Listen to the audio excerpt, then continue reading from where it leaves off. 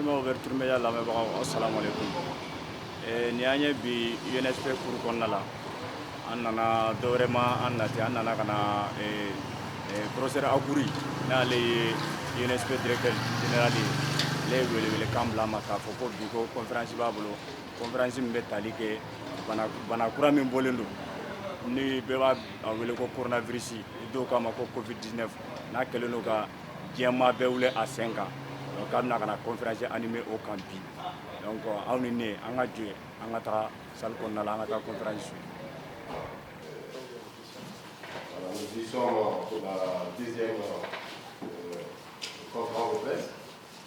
Après les séries de points de presse qui ont pu approcher la population à connaître chaque jour la situation épidémiologique. Donc nous remercions ici le département de la santé et des affaires sociales. Nous remercions également le coordinateur professeur Aguri pour ces initiatives. Dans la date d'hier, notre pays a enregistré encore 190 cas avec 13 décès et 34 patients, 34 guérisons. Donc, pour tenir informé l'opinion nationale et internationale, le département a initié cette conférence de presse traditionnelle où on était assez un peu sur les points de presse, on a vu que ça dépense l'énergie. Donc, nous avons initié la conférence de presse traditionnelle qui va, où les uns et les autres seront informés de temps à autre, parce qu'on est en train de visiter entre samedi et jeudi, tout comme fait, les uns et les autres seront informés de ces conférences. Donc, pour cette conférence va s'articuler autour de 3 points. Je cite, je parle de l'ouverture de la présentation qui va être faite par le professeur Aguri avec nous. Donc, cette présentation sera suivie par des questions des journalistes et des réponses également. Au terme de cette conférence, nous allons donner la parole au coordinateur national de la réponse à la maladie coronavirus, professeur Aguri, qui conclut. Donc, voilà comment va se dérouler cette traditionnelle conférence de presse. Donc, nous demandons aux uns et aux autres l'abnégation. Voilà. Donc, nous allons inviter le professeur Aguri à prendre la parole. Bonjour tout le monde. Comme à l'accoutumée, nous avons pris l'engagement de tenir informée l'opinion nationale, l'opinion internationale, à travers les communicateurs que vous êtes, de la presse publique, privée, audiovisuelle, écrite sur la situation épidémiologique de cette pandémie au niveau de notre pays. Comme je le disais, nous vous tiendrons régulièrement informés de la situation, de son évolution, des cas confirmés, des cas de décès, des cas guéris, mais aussi nous allons réitérer, et ça nous le ferons chaque fois que le besoin, la nécessité pour tout le monde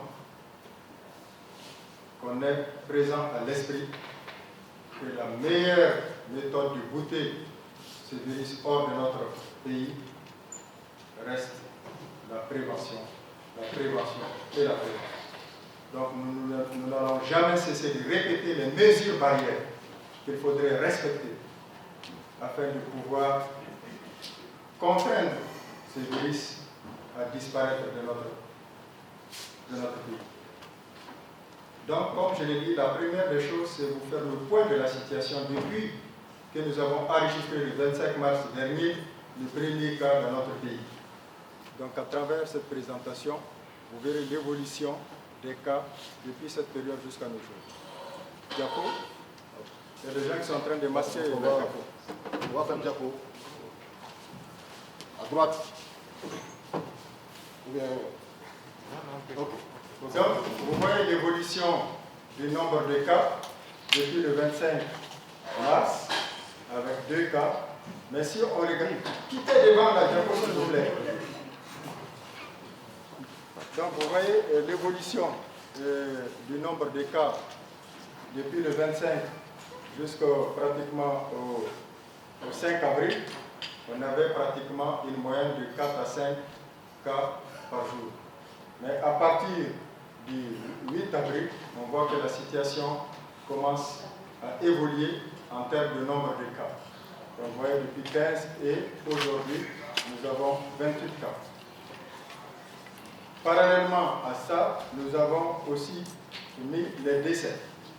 Donc pendant toute la période, nous n'avons enregistré que 13 décès. Et je rappelle, c'est extrêmement important que sur ces 13 décès, nous n'avons enregistré dans nos formations sanitaires que 3 décès en dehors du district de Bamako.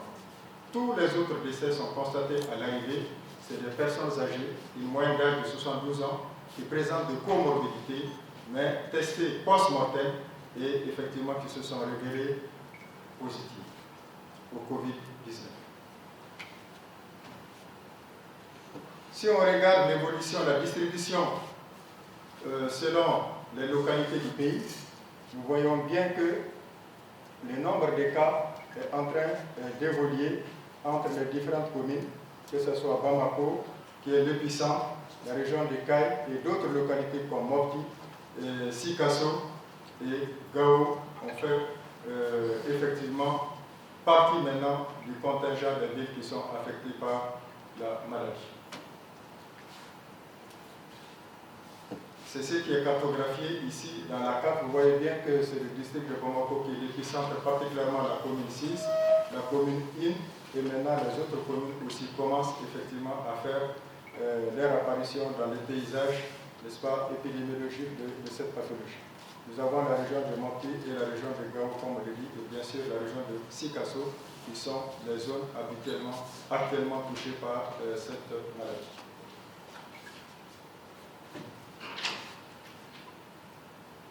Par rapport à la prise en charge, j'ai dit que la plupart des cas sont pris en charge dans les structures dédiées à cela.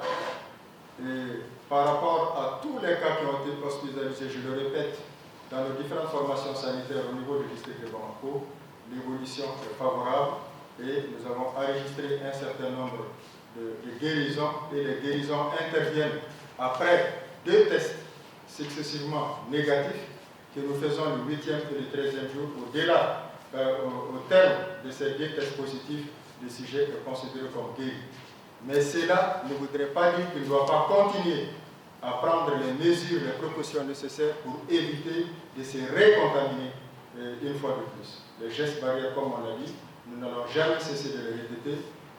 L'usage de la bavette, le lavage des mains à l'eau et du savon, l'utilisation du gel hydroalcoolique, la distanciation extrêmement importante de plus de moins 1 mètre entre les différents individus pour ne pas projeter les gouttelettes de salive, les flèches qui peuvent être très contagieux. Donc voilà un peu la situation assez résumée. Au-delà de cette présentation qui fait état d'une évolution depuis un certain temps du nombre de cas, nous allons peut-être répondre à vos différentes questions. Mais avant, je voudrais préciser un certain nombre de choses.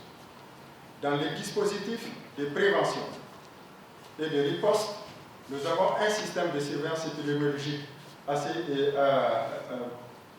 je ne vais pas dire robuste.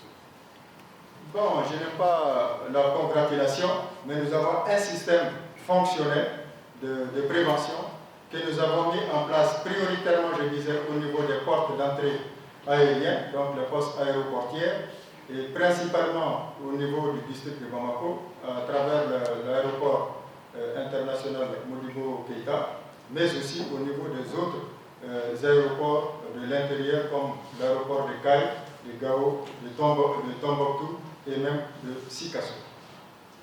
Ensuite, nous avons les portes d'entrée terrestres, qui nous préoccupent beaucoup plus présentement, parce que nous avons pratiquement les pays voisins où nous enregistrons un certain nombre de cas assez élevés, et donc ces 19 postes terrestres sont fonctionnels et nous poursuivons la surveillance au niveau de ces postes d'entrée pour éviter effectivement que les germes, à travers les personnes infectées, ne puissent s'introduire dans le pays.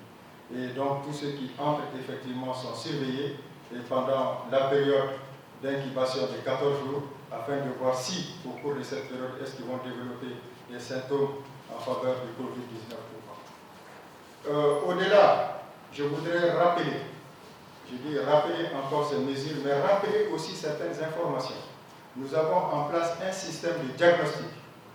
Ce diagnostic, il est basé sur la recherche du virus lui-même, la reconnaissance du virus par une méthode qu'on appelle la PCR, et ça se fait au niveau de 4 laboratoires, des laboratoires de l'Institut national de santé publique où nous sommes, qui coordonnent tout ce processus de diagnostic, des laboratoires ICRC de la faculté de médecine, des laboratoires CICM, l'Institut Charles Méliès, et les laboratoires de biologie moléculaire appliquée, la FAS. Ces 4 laboratoires ont les compétences et les capacités de pouvoir poser le diagnostic, n'est-ce pas, du virus. Mais beaucoup d'entre vous ont vu qu'au plan international, on commence à parler de tests rapides. Effectivement, il y a un certain nombre de tests rapides, mais pour la plupart de ces tests, il faut qu'ils soient homologués, il faut qu'ils soient confrontés, testés à travers le diagnostic viral qui se fait à travers la PCR. Donc il ne faudrait pas utiliser ces tests qui risquent de donner beaucoup de faux positifs ou de faux négatifs. Et là, ça peut être préjudiciable dans le processus de prise en charge de la pathologie. Parce que si on vous teste et vous êtes négatif, alors qu'en réalité, vous êtes positif, vous voyez comment est-ce qu'on peut dissimuler le germe à travers... Parce que celui qui a un test négatif, il a l'impression que, bon, lui, il va bien, donc il va peut-être réduire un peu les méthodes de prévention et il pourra effectivement infecter les uns et les autres. Pour l'instant, au niveau du Mali, ces tests ne sont pas encore, en tout cas, je viens de dire, officiellement mis en place pour le diagnostic du Covid-19. Je vais être très clair là-dessus.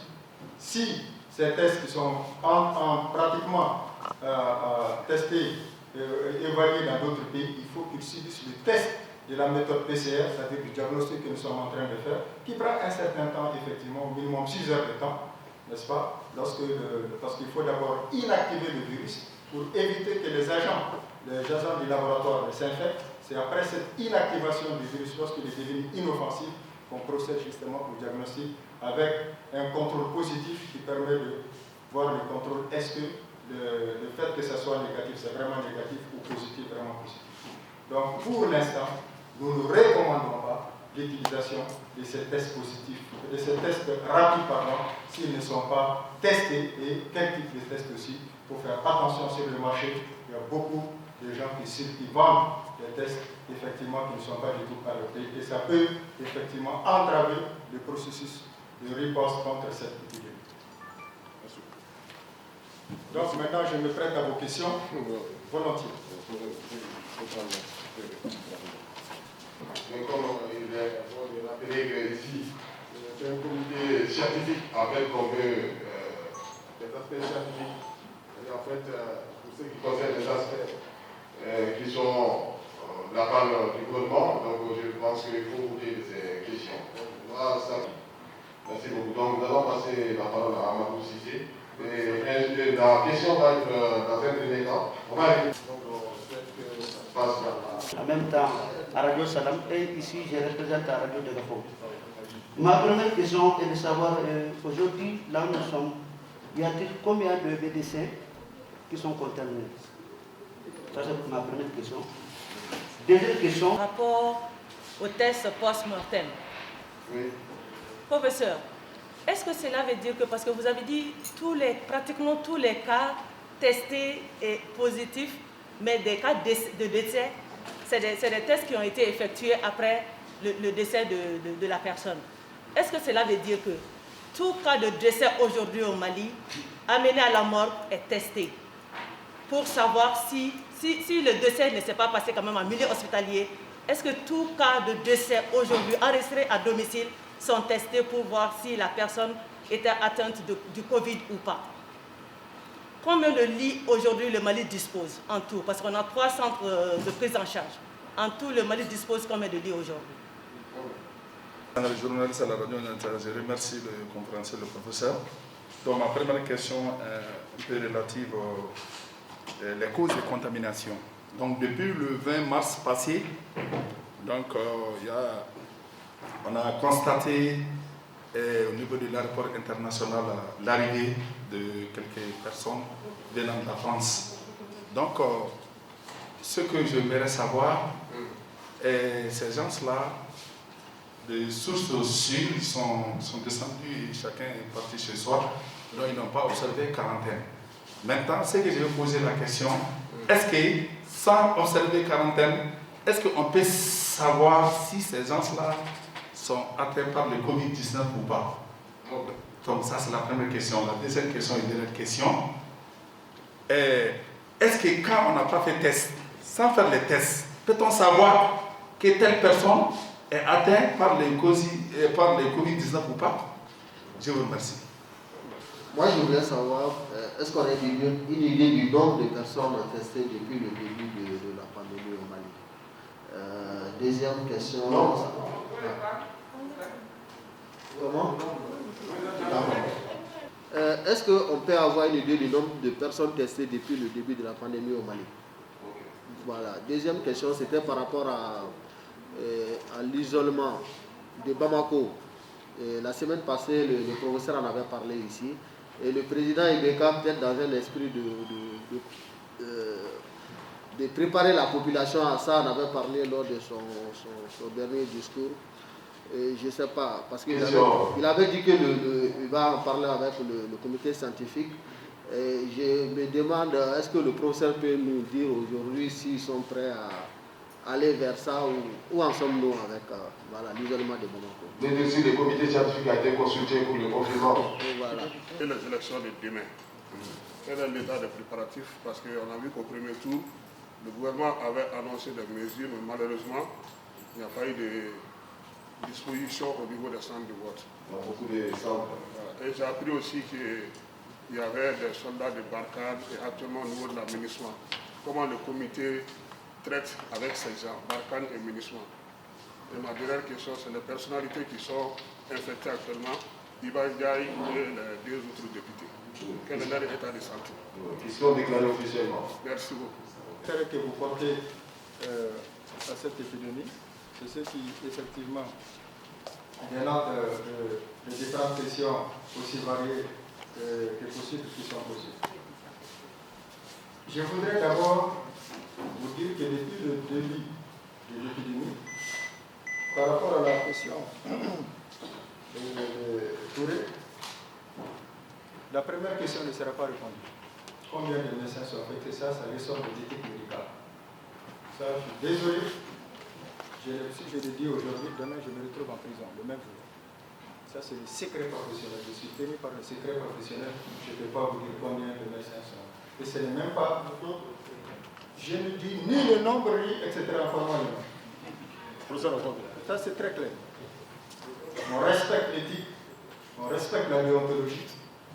Vous pouvez chercher, vous pouvez dire, je vois plein de choses sur le réseau. Les gens qui vont dire qu'on a des chiffres, mais je ne sais pas, astronomiques, que les chiffres que nous donnons sont faux. Mais c'est des gens qu'on doit même poursuivre.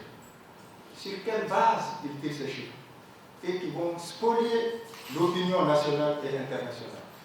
Mais pourquoi vous voulez que nous, on cache les cas? À quelle fin?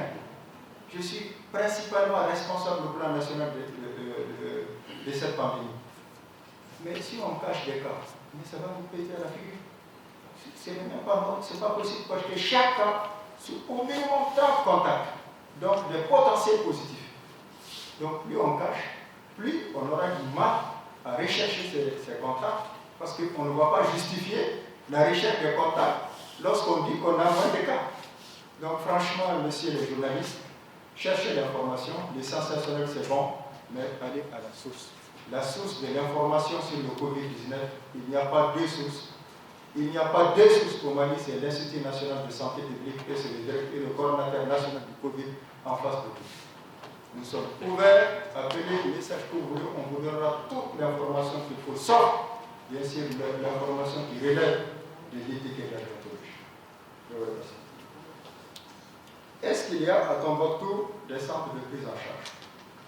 Nous avons, le ministre de la Santé a instruit à toutes les directions régionales de la santé. Et y compris si vous visitez Bamako, vous pouvez faire le tour dans toutes les structures, vous trouverez dans chaque centre de santé communautaire, centre de santé de référence, et même certains centres de santé communautaires, de mettre en place au minimum une salle d'isolement pour les cas suspects avant que le diagnostic ne soit possible. Ces hôpitaux disposent d'infectiologues, des gens qui sont en capacité de pouvoir prendre en charge les cas. Et lorsque la situation se trouve peut-être, ils sont débordés, nous avons suffisamment d'infectiologues et on peut effectivement les redéployer pour la cause, pour soutenir effectivement ces populations-là. Donc il n'y a pas d'inquiétude par rapport à ça. Par rapport à la question de Fanta, est-ce que tous les décès à Bamako sont testés? On ne peut tester que les décès qui sont déclarés. Il y a plein de gens qui décèdent, même la mairie n'est pas au courant. Donc tout aujourd'hui, nous sommes dans le cas de l'épidémie, tout décès.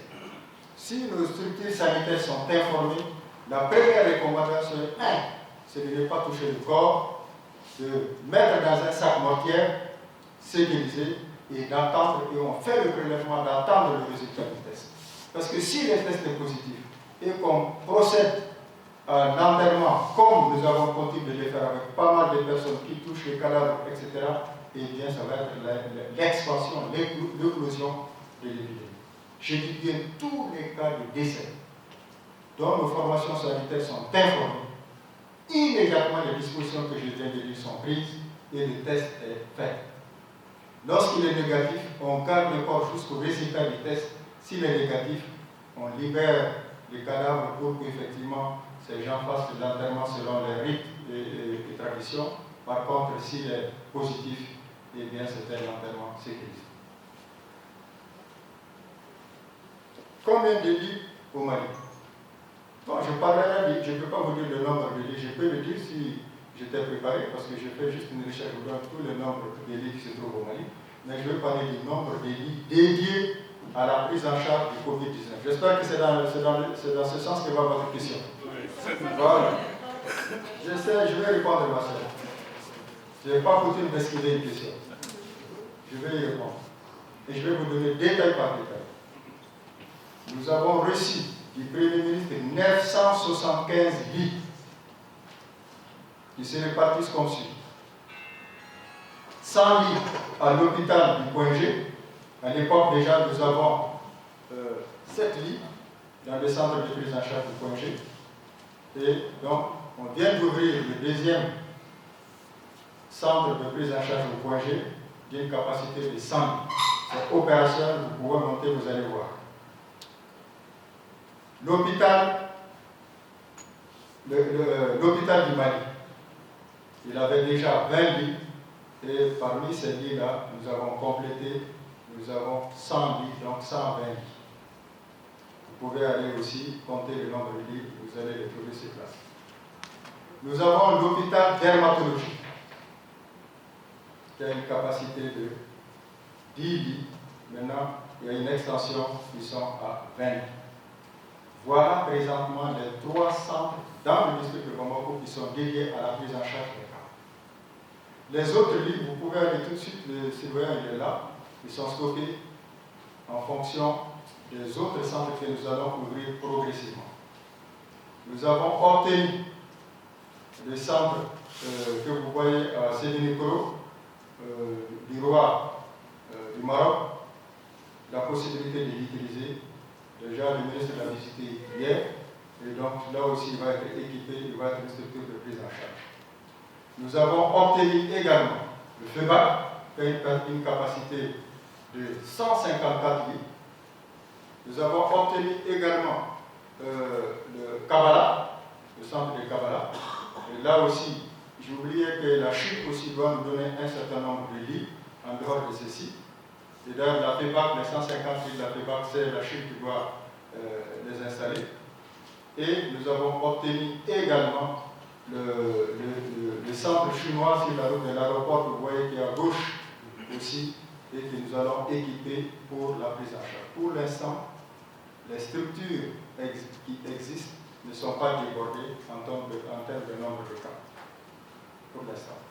Et donc, progressivement, ces structures vont être évoluées. Et si d'aventure, on ne le souhaite pas, toutes ces structures sont débordées, mais quand même, il y a des sorties. Ça, c'est évident. Au bout de 2 semaines, en général, si le sujet est testé négatif à 2 reprises, il sort, donc il est déclaré guéri. Donc il y aura une déflation au fur et à mesure, effectivement, on va décongeler. Parce qu'on est au début.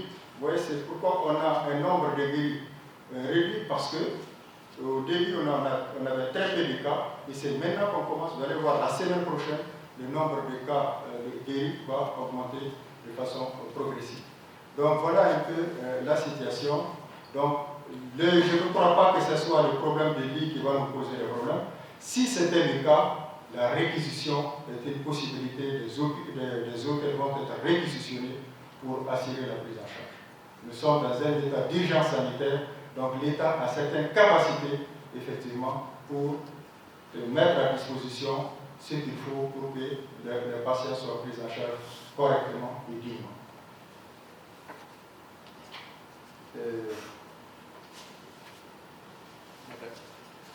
Cause.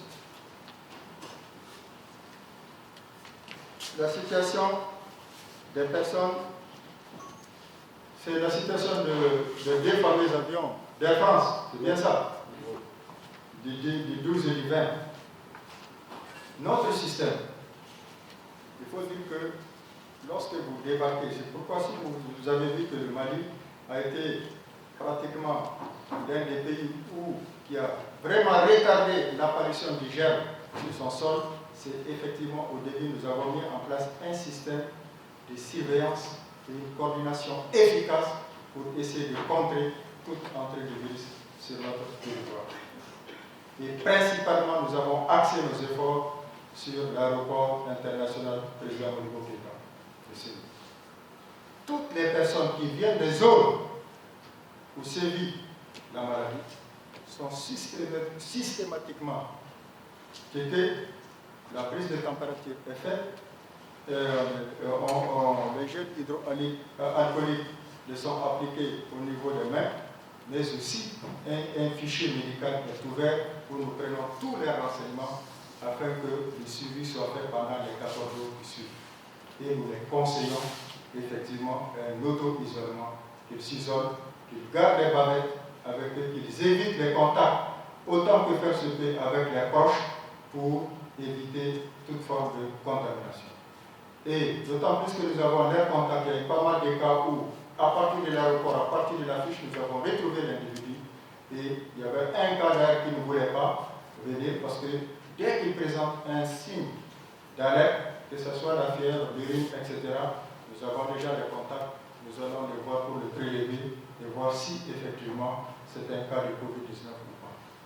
Parce qu'aujourd'hui, nous constatons que tous ceux qui ont un rhume, tous ceux qui ont fait de la fièvre, on considère que c'est Covid-19. C'est tout à fait normal. Il vaut mieux considérer à tort et ne pas passer à côté du diagnostic que l'inverse. Donc, effectivement, on conseille que toute personne qui fait de la fièvre, qui a des céphalées, qui est enrhumée, etc., se déclare pour qu'on fasse le test et pour qu'on confirme ou infirme si elle est porteuse ou pas de Covid-19.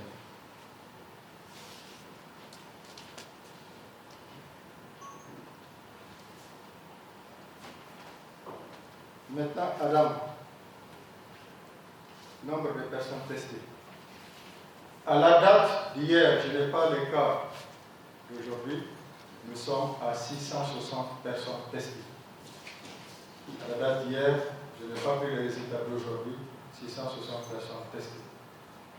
Je dis bien testées, je ne parle pas de ceux qui sont retestés, parce que ceux qui sont hospitalisés, on les teste 2 fois, et dans ça, je n'ai même pas mis les 131 qui sont arrivés exceptionnellement de Tunisie, où nous avons procédé au test en arrivée et nous allons faire le test au terme effectivement d'un certain nombre de jours. Donc ça, c'est le nombre de personnes testées. Et je dis qu'on ne teste que lorsqu'il y a un signe d'alerte. Parce que nous sommes dans une épidémie, nous sommes dans un monde où pratiquement les frontières sont fermées, l'approvisionnement n'est pas facile en intrants, donc on ne peut pas tester systématiquement toute personne. Il faut présenter des signes d'alerte afin de pouvoir bénéficier des tests. Voilà. Maintenant, il y a une question à laquelle le comité scientifique a réfléchi. Et tous ces aspects, le comité scientifique donne son avis. Mais j'ai dit, la décision, elle est politique. Elle ne relève pas du comité scientifique. Nous, le comité scientifique, nous conseillons ce que le règlement sanitaire international 2005 recommande, ce qu'au plan international, toute épidémie, effectivement, voudrait quelles mesures prendre pour limiter la propagation des maladies, voire éteindre carrément l'épidémie. Donc ça, je ne suis pas en capacité de répondre. Le président de la République l'a annoncé. Nous attendrons tous la décision finale. Vous comprenez.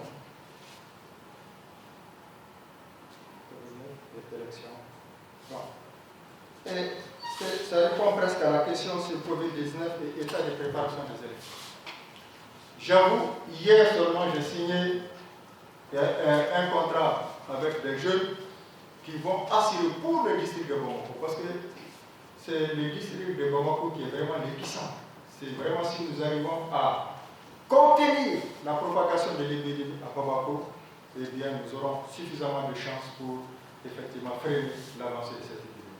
Hier déjà, nous avons signé un contrat avec un groupe de jeunes qui va dans tous les centres de vote de Bamako, le district de Bamako. J'espère qu'ils sont au travail aujourd'hui. Sinon, si on ne constate pas de vivre ce qu'ils ont fait, ils ne seront pas payés. Donc, ils doivent faire le traçage, vraiment, au niveau de tous les bureaux de vote, la distance d'un mètre. Ils vont mettre de la chaux pour les positionner là où les gens vont s'arrêter. Ensemble, vous et nous, on va les constater demain, s'il plaît à Dieu. Et ils vont avoir des gilets pour qu'ils soient visibles. Et ils vont rester aussi dans les différents 3 par bureau de vote pour essayer de donner toujours les conseils aux électeurs, se laver proprement les mains à l'entrée et à la sortie, et garder cette distance, etc. Donc ça, nous allons ensemble constater l'effectivité le lundi 6 dernier. Traitement des militaires. Ça, je n'en parle pas, vous savez que ça c'est un secret. Je ne peux pas vous dire. C'est comme celui qui demande combien de civils sont testés positifs, combien de médecins, combien de militaires. Ça, c'est le secret professionnel. Je ne saurais vous le dire. Merci. Je le sais. Maintenant, il y a certaines questions qui disent est-ce qu'on peut, sur la base des simples signes cliniques, dire est-ce qu'on est positif ou non? Question par rapport aux 2 personnalités. Je dis les personnalités, c'est vous qui l'avez dit. Moi, je suis le plan éthique, je suis médecin. Je ne dévoile pas l'état des patients encore moins. Ça, les journalistes, vous avez la liberté de dire, mais vous ne l'entendrez pas de ma bouche. Ça, c'est clair. Vous avez la liberté de dire ce que vous pensez, mais le professeur Agoria, le médecin, ne dira pas que X ou Y est atteint, etc. Ça aussi, souffre que ce soit aussi une de mes préoccupations, quelque chose auquel je m'astreins, parce que je suis tenu au secret professionnel et à l'éthique médicale. Donc, j'ai dit, il y a pas mal de gens qui pensent que dès qu'ils présentent des signes, et souvent on a vu les cas, au niveau des cliniques, on nous appelle, oui, il a tous les signes, il est même, on dit même, on les condamne avant même d'avoir fait le test. Il est arrivé, il a de la fièvre, c'est le Covid-19. Je rappelle que le Covid-19, c'est une grippe, comme les autres. Mais cette grippe, le virus a mis, il est devenu un peu méchant. Un peu plus méchant que les autres. Sinon, nous avons tous fait de la grippe.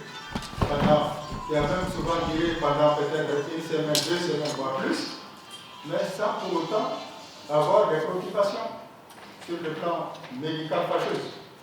Donc, je pense qu'on ne peut confirmer ou infirmer que lorsqu'on a une preuve biologique, parce que c'est un virus, ces signes, il y a plusieurs maladies qui donnent les mêmes symptômes, donc tant qu'on n'a pas une confirmation biologique, on ne peut pas a priori dire qu'on est positif ou négatif. Je pense que c'est les questions qui me sont... Vous en avez récidivé une dernière liste. Mais je préfère les donner maintenant, et puis même s'ils ne posent pas, j'ai déjà donné le nombre de cas. J'ai déjà donné le nombre de décès, j'ai déjà donné le nombre de guéris qui va évoluer, j'ai dit c'est 2 semaines, ça c'est évident. Et le suivi des contacts, ça c'est extrêmement important, c'est là où on a besoin de la presse. C'est là où on a besoin que vous communiquiez. On a besoin que vous communiquiez parce que toute personne positive est certainement entrée en contact avec plusieurs autres personnes. Et toutes ces personnes, elles doivent être suivies rigoureusement. Et c'est ce que nous faisons pour voir est-ce que pendant cette période, parce qu'elles peuvent être contaminées comme elles peuvent ne pas l'être. Donc c'est ce qu'on appelle le suivi des contacts.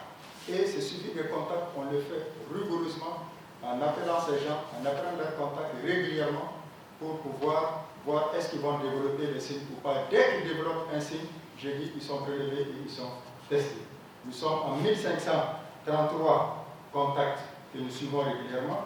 Donc, le plus grand nombre, vous vous en doutez, c'est Bamako, 1179 à Bamako.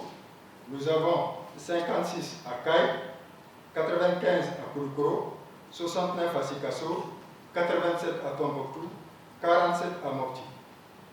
Et parmi ces suivis de contacts, certains, pendant la période d'incubation, ne vont pas développer les signes, donc ne seront pas positifs. Et c'est ce qu'on appelle les gens qu'on décharge, c'est-à-dire qu'on les supplie parce qu'on sait que, voilà, ils ont fait les 14 jours, ils n'ont aucun signe, sauf s'ils se récontaminent et ils sont au nombre de 184. Et je dis ça, ça va évoluer parce qu'on rentre dans la phase où on a un nombre de cas de plus en plus élevé qui va augmenter le nombre de guéris et augmenter aussi le suivi des contacts. Je vous remercie. Merci.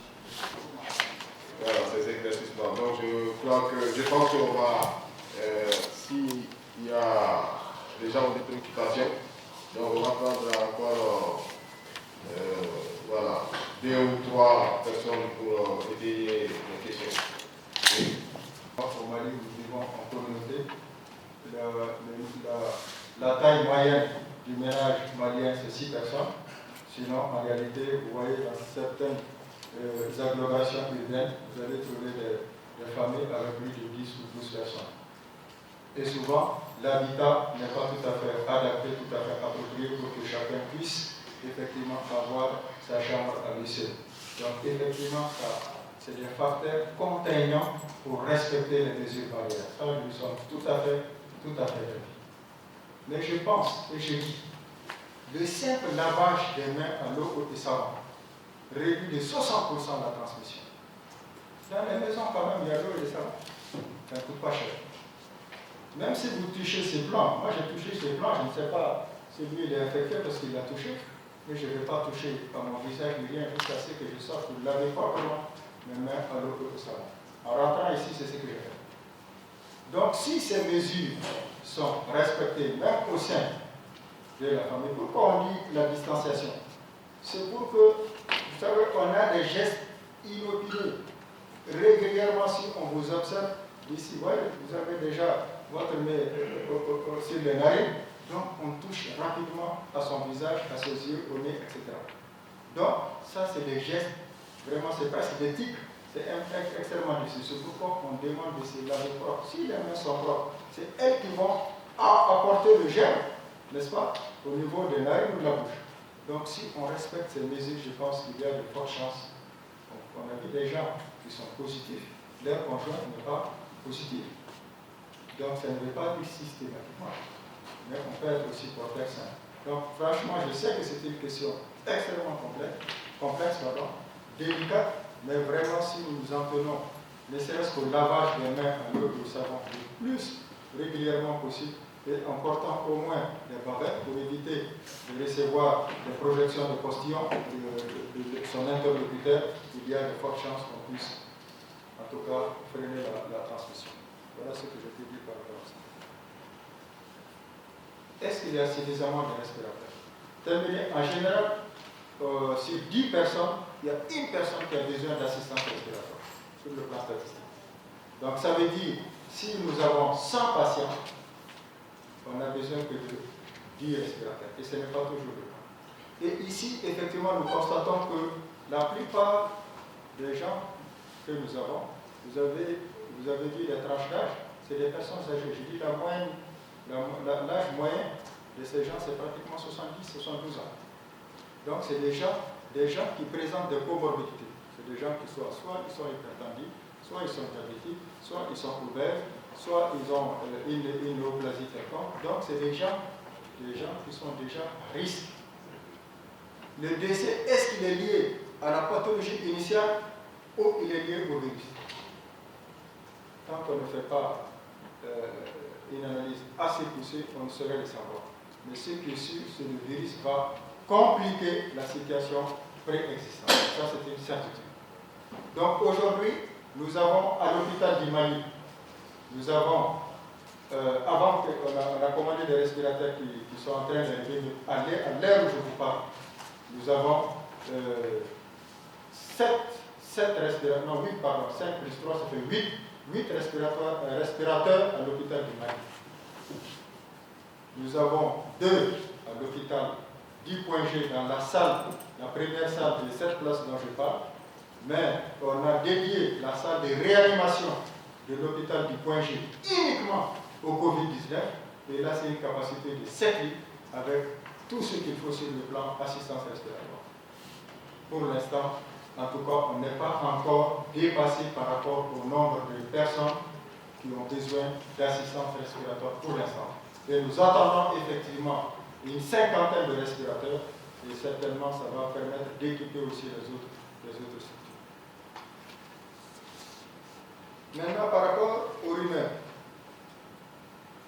Mais vous voyez, c'est ça l'intérêt de la démocratie. Chacun dit ce qui lui passe par la tête, vérifier ou pas vérifier. C'est au lecteur de chercher quelle est la source de l'information. Mais je ne crois pas que les agents de santé ont suffisamment d'argent, en tout cas s'ils sont comme moi, ils n'ont pas beaucoup d'argent, jusqu'à donner de l'argent pour que quelqu'un se déclare. Mais ces agents-là, il faut me les indiquer, comme je vais les voir, s'ils peuvent m'en donner un tout petit peu. Donc je crois qu'il y a certaines informations, en les lisant seulement, on sait que ça sent il faut. Je ne vois pas un agent de santé. Vous connaissez les conditions des cadres maliens, des fonctionnaires maliens, aller donner de l'argent pour que les types se déclarent. Eh bien, dis donc. En tout cas, je n'en suis pas informé et ça m'étonne forcément. Même s'il y a des vidéos qui, vous savez comment on peut falsifier les images, etc. On a vu ici, on nous a montré un malade, on dit qu'on l'a piqué, il est tombé, il est mort. Après recherche, on a trouvé que c'est des images qui viennent d'un autre pays. Donc franchement, faisons attention à ces informations qui sont de nature 1, à discréditer tous les efforts que ces personnels médicaux déploient tous les jours, 3h, 4h du matin, pendant que les autres dorment tranquillement, et ils sont appelés en urgence avec tous les risques qu'ils courent pour aller prélever les gens et surtout les gens du laboratoire qui jusqu'à présent ils sont encore dans les laboratoires jusqu'au matin. J'ai même peur qu'ils ne soient simulés. Heureusement, il y a 2 équipes. Donc ça, c'est vraiment, au contraire, je rends hommage à cette équipe médicale qui, jour et nuit, travaille pour essayer de freiner l'évolution de cette pandémie. Donc je pense que ça, c'est des rumeurs qu'il faut balayer du revers de la main. Je n'ai même pas besoin de chercher le preuve, ça, je pense que c'est faux et c'est caché. La question des vétérinaires. Nous étions en réunion avec le directeur général des services vétérinaires. C'était des gens, effectivement, qui étaient allés dans le cadre du suivi vétérinaire, il semblerait. Et donc, comme l'affaire, il semblerait, est allée jusqu'en justice, en tout cas, moi, je n'en sais pas plus. Ce qui est sûr, ce n'est pas des agents de santé, en tout cas, qui sont allés et je confirme, ou en tout cas, j'informe qu'à l'heure actuelle, il n'y a aucun vaccin, en tout cas, qui est testé, soi-disant, test sur le Covid-19 dans notre pays. Ça ne pourrait pas se faire parce qu'un tel protocole de recherche passe par des procédures. Il faut qu'il passe par un comité scientifique et il faut qu'il passe par un comité national d'éthique. Je suis membre du comité national d'éthique et il y a un comité national d'éthique à l'INSP. Je suis le directeur, donc ça ne peut pas passer si je ne suis pas au courant. Il y a un comité d'éthique à la fac de médecine. Voilà les 3 comités d'éthique au Mali. Donc, un tel projet ne peut pas prospérer s'il n'est pas passé devant ces différentes commissions. Donc, pour l'instant, je sais qu'on a besoin de faire de la recherche sur cette pathologie, mais pour l'instant, en tout cas, à ma connaissance, il n'y a pas de vaccins. Et puis, il n'y a même pas un vaccin, ça ne se fait pas du jour au lendemain. Tout le monde doit savoir que le vaccin doit suivre un processus assez long, minimum 1 an. Parce qu'il faut tester d'abord sur l'animal, est-ce que ça marche, le cobaye. Ensuite, des tests sur des humains, volontaires bien sûr, avant de pouvoir chercher son inéquité, sa tolérance, son efficacité, et avant de pouvoir le confirmer comme vaccin efficace à quel pourcentage. Est-ce que c'est à 90%, c'est à 100%, etc. Donc pour l'instant, il y a des recherches qui sont en cours, mais en tout cas au Mali, je ne suis pas informé qu'il y ait un vaccin qui soit en cours d'être testé dans le pays. Je suis persuadé que si c'était le cas, j'en serais informé, ne serait-ce qu'en tant que coordinateur du Covid-19.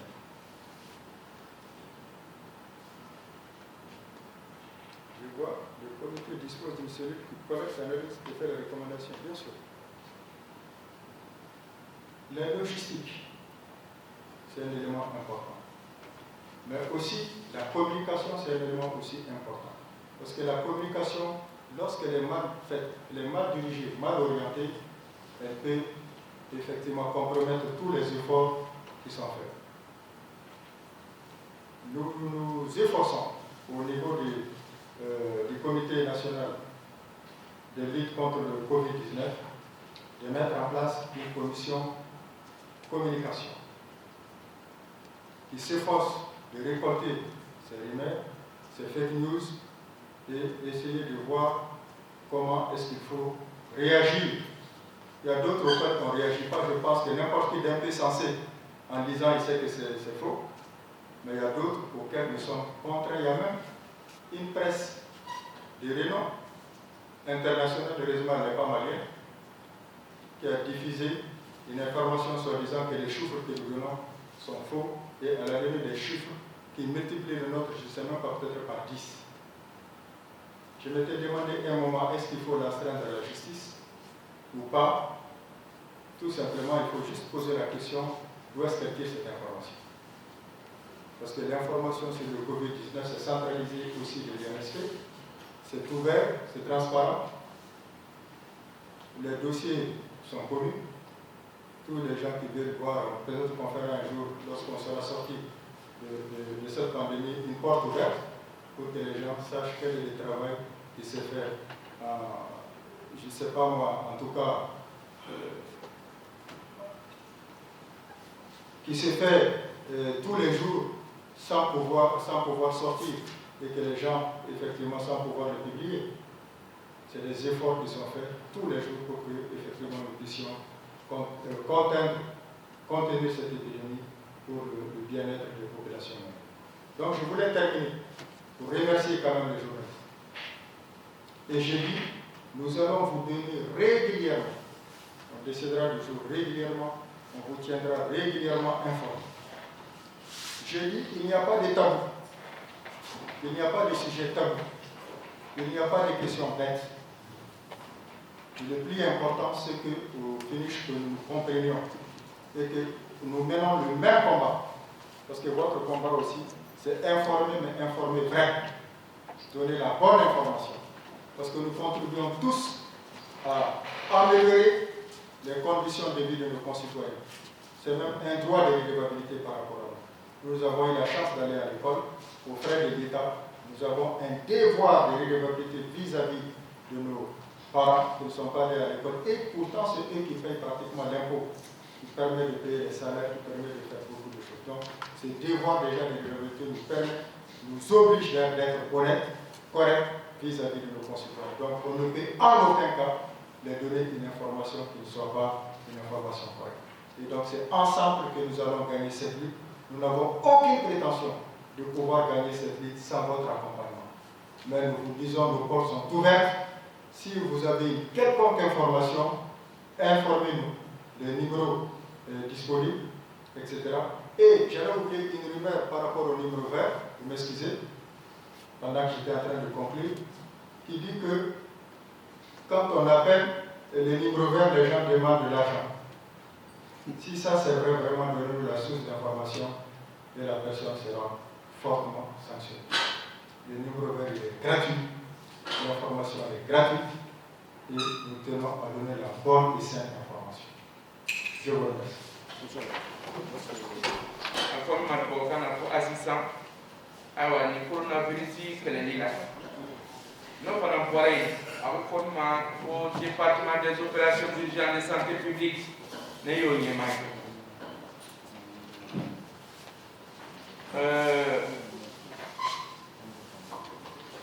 ka kɛɲɛ ni ministère de la santé et des affaires sociales min bi an ka kɛnɛya ɲɛmaaya la.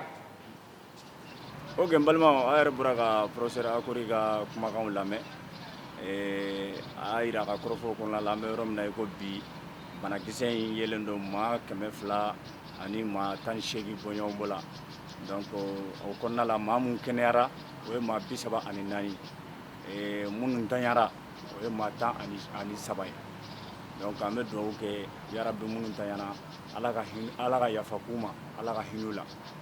O tɛmɛnen kɔfɛ a ka kɔrɔfɔ kɔnɔna la a y'a jira k'a fɔ ko banakisɛ min filɛ nin ye Mali kɔnɔ yan a yera yɔrɔ minnu na a da sera olu yɔrɔ ma n'o bɛ tali kɛ Bamako, Sikaso, Gao, Mopti ani Kulukoro ni Kayi donc k'a jira k'a fɔ ko ni dugu minnu ni région minnu filɛ nin ye n bɔra ka région minnu cité a région na bana in ka ca yɔrɔ min na kosɛbɛ o de ye Bamako ye.